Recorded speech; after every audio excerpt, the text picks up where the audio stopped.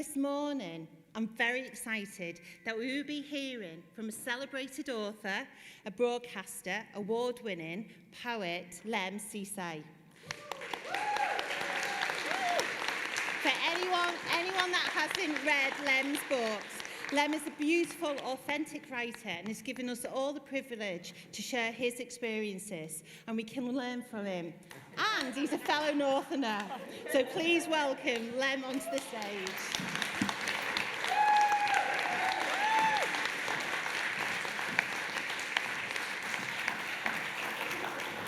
It's really good to be here. It really is. Thank you for inviting me.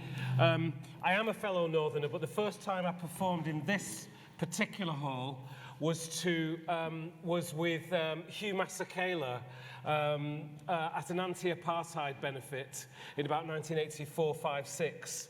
So this space has a deep resonance for me. Cold Harbour Lane, there is where Linton Kwesi Johnson, who I know well now, is from, as well as Jamaica, and he's one of the poets who has inspired me throughout my life, both as a writer, because technically he's an excellent writer, but also as a performer and as somebody who works with music.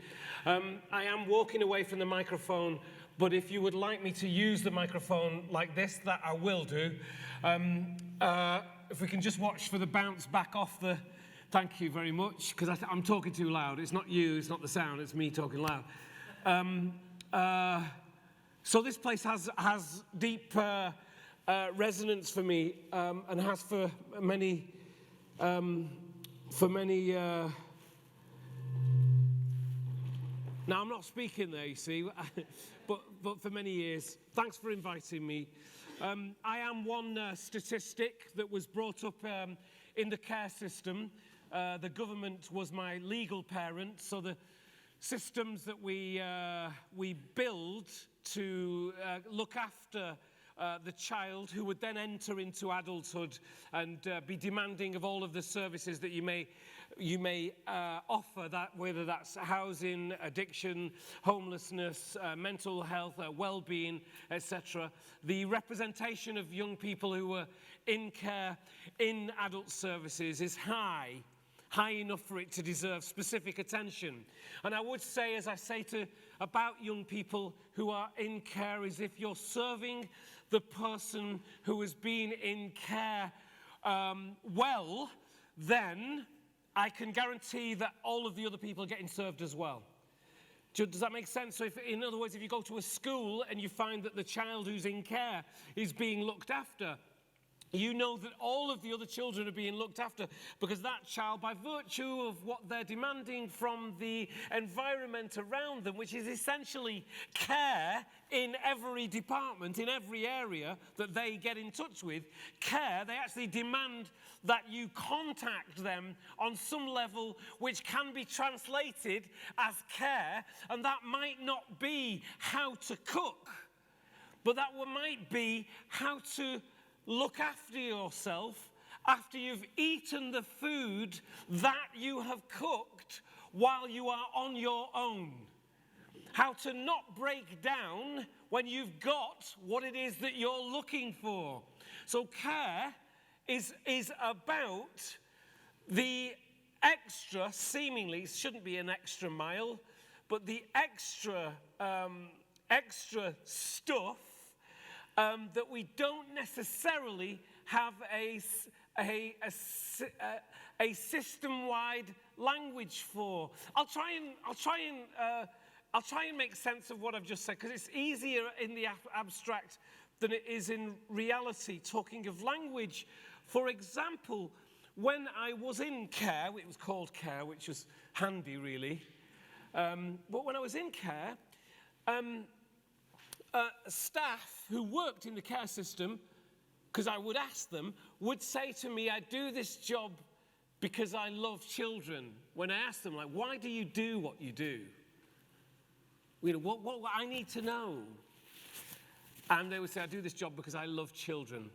In my 18 years in the care, we're talking about language here, and what it means and how important it is. In my 18 years in care, and I believe, by the way, that you are the frontline workers. You are the activists Okay, not somebody out there telling you to be an activist. You are the activists. You are the ones who see, first and foremost, the problems that actually most of us don't actually see.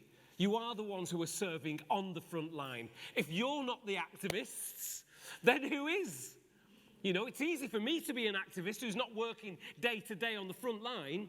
You are the activists. You are the change makers. You are challenged every day of your life in the work that you do. You are managing your own mental health and well-being constantly in the face of disruption, constantly. I could not do it. I haven't the skills. It's really important. This is not a them and us situation. This is an us and us situation. It's not just a user and a service situation either. It's not just a customer, a client and a whatever, service provider situation. Gosh, what was I talking about? I was on something, wasn't I? And I moved away. Can somebody tell me? Care, person. Why do you do what you do? I do what I do because I love children. In 18 years, thank you. In 18 years in care, 18 years in care. Do any of you know what I'm going to say? In 18 years in care, that's 18 full years. That's 18 years from birth to 18. The government was my parent. Margaret Thatcher was my mother. I've said that before, but let's not talk about breastfeeding. In 18, I've said that before. I'm sorry if anybody's seen the TED Talk. I'm sorry. But in 18 years in the care system, nobody ever said to me, I do this because I love you. And therefore, it was impossible to believe that it was true. So I saw the person who was working for me, who was saying they were doing it because they loved children, was essentially lying to me. Because I was that child. And they didn't say they loved me. In fact, the more they said it, this is about language, the more invisible I became. The more invisible I became. You know when I was visible? I was visible if I did anything that was against the rules. Oh, when I did something that was against the rules, everybody knew what they were doing. They knew where I should stand. They knew the punishment regime I should have. They knew their own physicality. They knew who to talk to, who to report it to, what funding would be got because I'd done something wrong that would be needed. They'd be able to justify that. And everything, the entire institution became real. And that was care at its best. Because what it couldn't do was the one thing that I needed most of all. And it was a hug. It couldn't hug me. It couldn't physically hug me. But worst of all, not only could it not hug me, because I might not be the person to hug, believe me, but the worst of all was that it would not account for what happens to a child over 18 years who is not hugged by the people who say they care for him. Do you understand?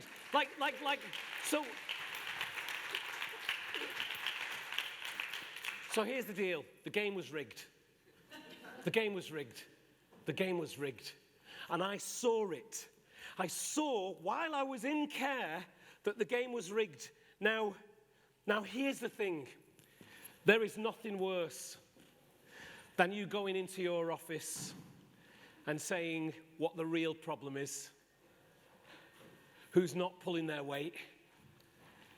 You don't do that, do you? Because you know that if you went into your office and you said, you are just coasting. You know that if you went into your office and that your life wouldn't be worth living. Because maybe you're the one who's coasting by telling other people they're coasting. Maybe that's your thing. See, the worst thing you can do as a child in the institution or as an adult in the systems that we find ourselves in when wanting their services is to name what we think is wrong, because then the system really will come down on you. especially if it's supposed to be serving you. And that's precisely what happened to me as a kid in care. With the police services, with the housing, with the social workers who renamed me, who called me Norman. I know I look like a Norman, I know.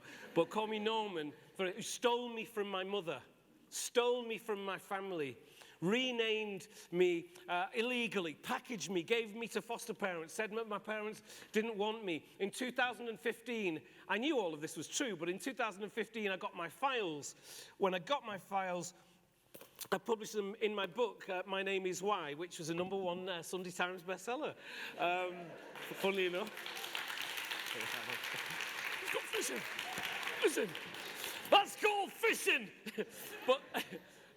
But stay with it, Lem. But the point is, so all of this, you can Google me. Google me, you'll find out. Crime Watch, the face.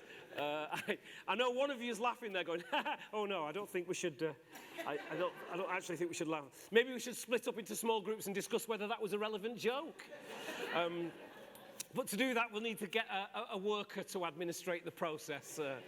So we'll have to apply for funding to get the worker to administrate the process as to whether that was a funny joke or not. Oh, in fact, we'll need a building, won't we? We'll need a building to house the worker to administrate the process as to whether that... Actually, no, what we'll need to do is to send evaluation forms out into the community. But what we'll have to do is to rig the questions in the evaluation forms so we get the answers we want so that we can apply for the particular funding, which actually is for something else, but we'll use it and throw in a workshop to satisfy them in the first place. And in fact, so ladies and gentlemen, we get the funding. Yes, we get the funding. We get a building. We can call it like the Cultural Joke Centre. And we got a worker. We set up an equal opportunities panel to interview the worker, even though we know we should get the bloody job. Anyway, so we set up the equal opportunities panel to interview the worker. They interview the worker gets the job. And ladies and gentlemen, it turns out the worker's a tosser. So we'll have to set up another group. Sorry, I have said that before. I hope you don't mind me saying it again, but I think this is the right environment for it. But the point is that care was not care. I dislike, not hate. The acronym, LAC, for Looked After Children, I hate all acronyms. They're just not necessary. They are actually not necessary. Because if you start to speak of the name of the person or what the person actually is to you, the words matter, okay? I know that our systems ask us to use acronyms, and I am not blaming you for using them, and this is not a them and us situation, but it's our choice, it's our invisible choice to use an acronym. And until we remember, we don't have to actually do that. In fact, we can say, let's not do that and see what happens. In fact, we can choose our own language. We don't even have to be service providers. We may get the funding that says that we're service providers. We may need to speak to the funders as service providers. But who said we have to pass that language on to the people who we are providing the service for? Nobody. Nobody. Language is inspired by finance, unfortunately. If it's easy, if we become service providers, if we call ourselves service providers to the people we're providing the service for, because then it's easier to account that that's service providers, this is service providing, and that's what I'm getting the money for, service providing. So the whole line is, naturally kind of sweet. When a person on a microphone says, can you hear me? Can you all hear me? Can you all hear me, by the way? Okay, so who do you think can't hear me?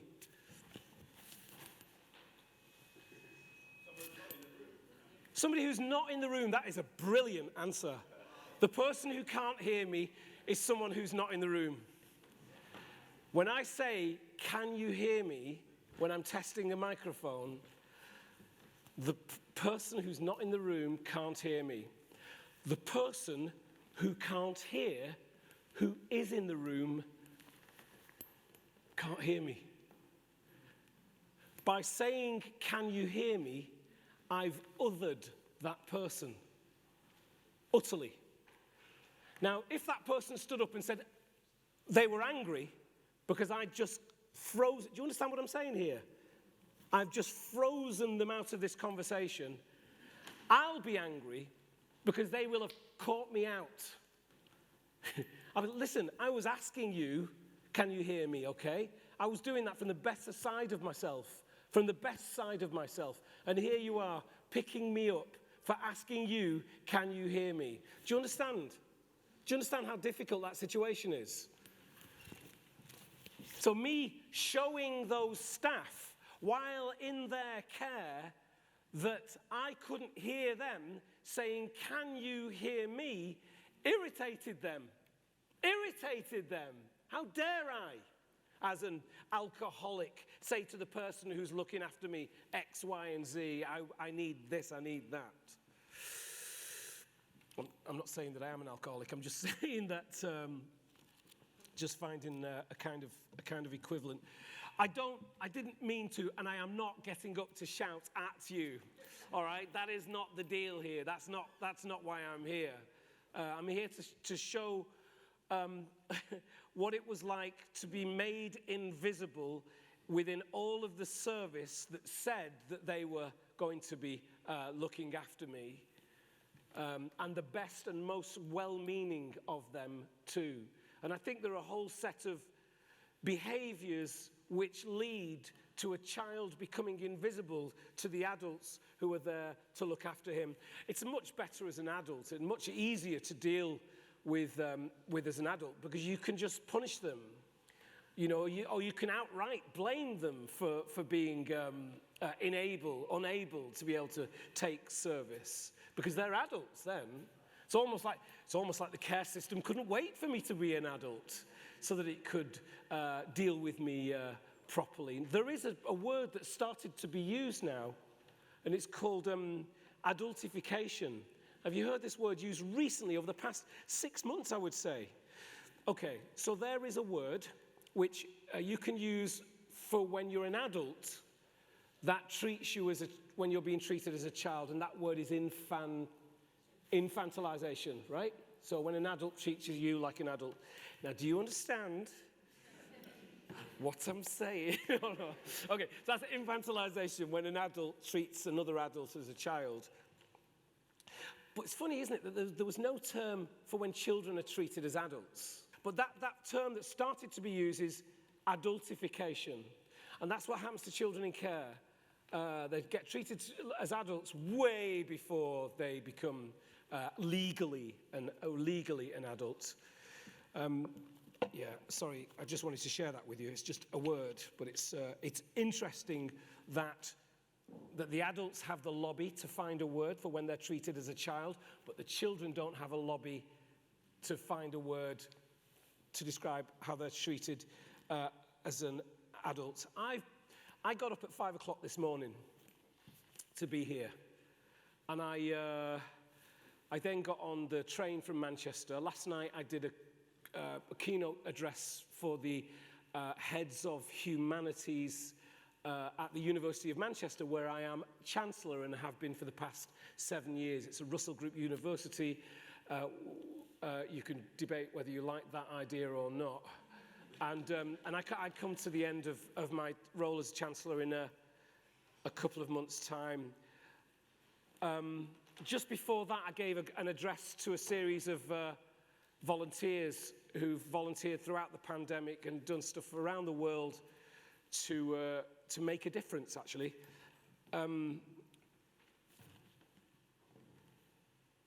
There is nothing busier than a single mother with 3 children who's got no money, in the kitchen, and is taking her children home from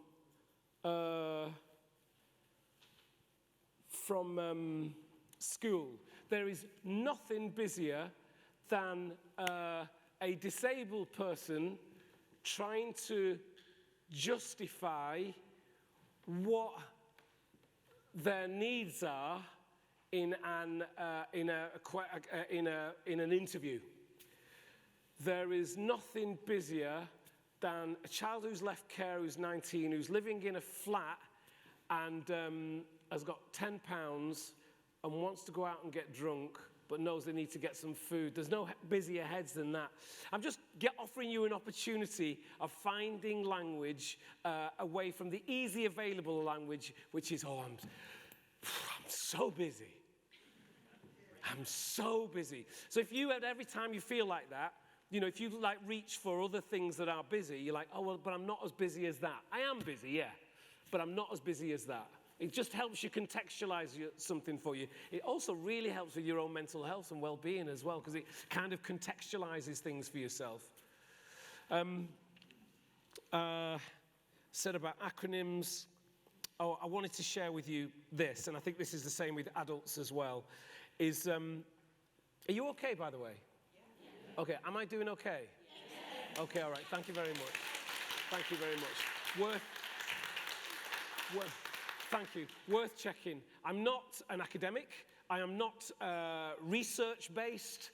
I have been a writer and poet from the age of 19 years old, traveled and performed all around the world, published books, did albums. The last one was with Baaba Maal a couple of years ago, and Left Field. If you look on the last track of that album, Leftism, you'll see my name as the last track, and I've got a track on the new Left Field album, which I can tell you, which is coming out in a short while. Just up the road there, I did a track some years ago with a guy called Jerry Dammers, who some of you will know as well. He used to live just up the road there, on the right-hand side. He doesn't anymore, but he used to. But I went to his... So the thing is... why am I saying all of that to you? I was saying it for a reason. Oh, that's it. Is prejudice. Prejudice against, and I'm going to use my own experience as an example, that there is a lived prejudice against children in care and adults who work with children in care.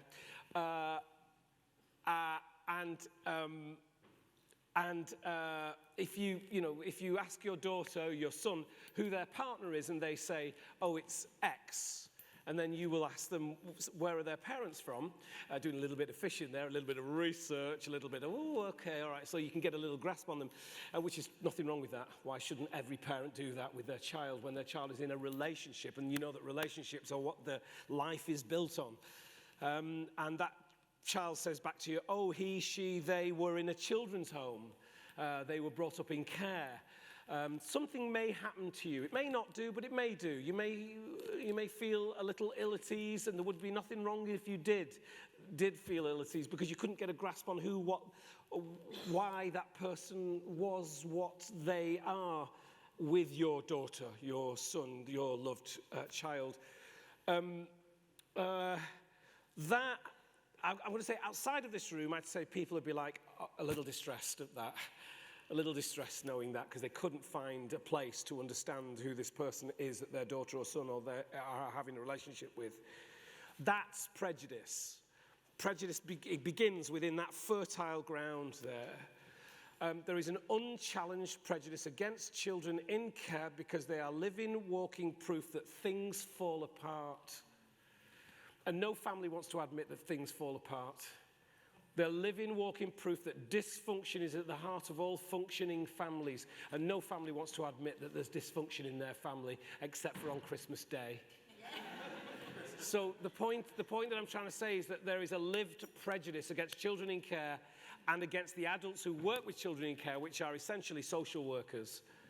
So there's a hatred of social workers out there in society, because social workers, by the way, who spend most of their lives holding families together, not separating them, social workers are living, walking proof of the dysfunction at the heart of all functioning families, and we've all got it. The care system's not far, actually, from any of us when you analyse some of the dysfunctions that have happened in your own families over the years. So this prejudice is a very real one, and at the independent review of children's social care, which is coming out soon by Josh McAllister, who ran Frontline, the social workers thing that fast-tracks social workers into social services. Some of you will have opinions about that as well. But Josh McAllister will be releasing that report out later on this year into children's social care, which will speak about that prejudice. That prejudice is also against alcoholics. It's against addictions. It's against people who work with alcoholics and people who work with addictions. Because again, families don't want to admit that that's in their family as well somewhere. That addictions are actually part of what and who we are. Getting over the addictions is part of what and who we are. And I don't know if any of you were watching the news yesterday, but actually addictions were all over the BBC, and there'll be stuff in the government soon about that. I just wanted to share with you some of me, some of what I see, and I wanted to share with you how important what you do and are doing is. It all happens on a one-to-one level. It all goes into each individual that works with you. I know you know that more than I know that. Well, I'm one of them, and I'll tell you what, there is nobody who will speak you up, who will talk you up around in any environment than somebody who you have helped in seeing them for the full individual that they are. There is nobody who will support you more than that. But do me a favor. Do me a favor. Do me a favor. Don't get them talking about their experiences unless you're actually allowing them to learn how to be well in themselves when they talk about their experiences. That's very important. You don't just give somebody a service and then say to them, right, will you get on stage and talk about this? You know, just unless you say to them, okay, when you talk about this, it can bring things up. So I need you to look after yourself afterwards. Blah, blah. If you do all of that with them, that's great. Does that make sense? Lots of love and have a fantastic day.